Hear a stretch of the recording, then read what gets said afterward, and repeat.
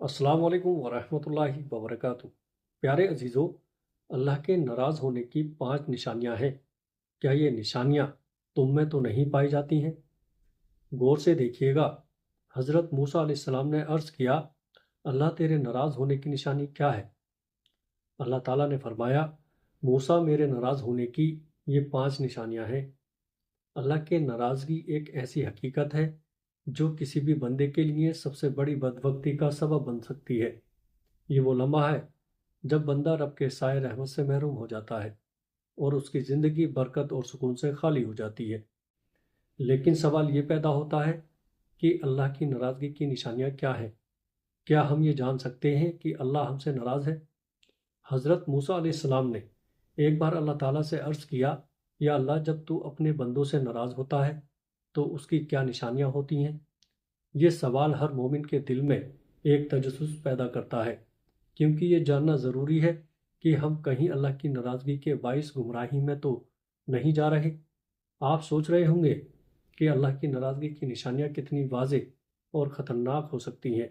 ये निशानियाँ ऐसी हैं जो इंसान की ज़िंदगी को तबाही के दहाने पर ले जा सकती हैं, लेकिन फिर भी बंदा उनसे गाफिल रहता है। ये निशानियाँ किसी ऐसे लम्हे में नहीं, बल्कि इंसान की ज़िंदगी में धीरे धीरे ज़ाहिर होती हैं और वो अपनी आखिरत के बारे में बेफिक्र हो जाता है। शायद हम उन निशानियों को जानते हुए भी नज़रअंदाज कर रहे हैं, या शायद हम उन्हें पहचानने की सलाहियत खो चुके हैं। क्या आप जानना चाहते हैं कि वो निशानियाँ क्या हैं? वो कौन सी अलामात हैं जो ये ज़ाहिर करती हैं कि अल्लाह हमसे नाराज़ है? आए उन 5 निशानियों को तफसील से जानते हैं, ताकि हम अपनी ज़िंदगियों का जायज़ा ले सकें और अल्लाह की रज़ा हासिल करने की कोशिश कर सकें। अल्लाह के नाराज़ होने की पहली निशानी, अल्लाह ताला ने हज़रत मूसा अलैहिस्सलाम को बताया, जब मैं अपने बंदों से नाराज़ होता हूँ तो मैं उसके दिल से सुकून और इत्मीनान को निकाल देता हूँ। सुकून का छिन जाना इस बात की अलामत है कि अल्लाह की नाराज़गी उसके करीब आ गई है। कुरान में अल्लाह ताला फरमाता है, जो मेरे ज़िक्र से गाफिल रहता है उसकी ज़िंदगी तंगी में पड़ जाती है।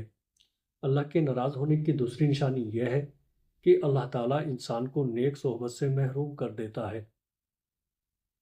जब बंदा गुनाहों में मुब्तला होता है तो अल्लाह उसके करीब से नेक और साले लोगों को हटा देता है और वो बुरी सोबत का शिकार हो जाता है।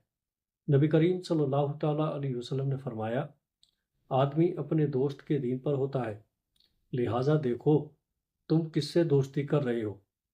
प्यारे अजीज़ों, अल्लाह के नाराज़ होने की तीसरी निशानी अल्लाह के नाराज़ होने की तीसरी निशानी यह है कि अल्लाह बंदे को इबादत में लज्जत से महरूम कर देता है, कि नमाज, कुरान की तिलावत और ज़िक्र इलाही से उसे बोझ महसूस होने लगता है।